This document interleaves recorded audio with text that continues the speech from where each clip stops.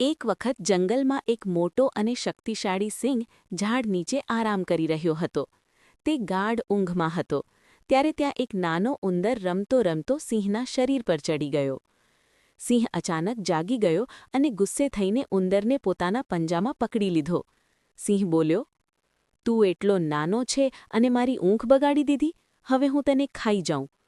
ઉંદર ડરી ગયો અને વિનંતી કરી, "મહારાજ, કૃપા કરીને મને માફ કરો, એક દિવસ હું પણ તમારી મદદ કરીશ."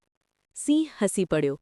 તેને લાગ્યું કે નાનો ઉંદર તેની શું મદદ કરશે, પણ સિંહ દયાળુ હતો એટલે તેણે ઉંદરને છોડી દીધો.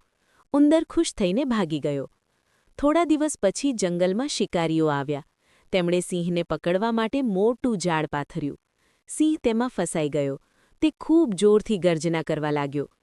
ઉંદરે સિંહની ગર્જના સાંભળી. તે તરત જ ત્યાં દોડી આવ્યો. તેણે જોયું કે સિંહ જાળમાં ફસાયો છે. ઉંદરે કહ્યું, "મહારાજ, ચિંતા ન કરો, હું હવે તમારી મદદ કરું." પછી ઉંદરે પોતાના તીક્ષ્ણ દાંતથી જાળ કાપવાનું શરૂ કર્યું.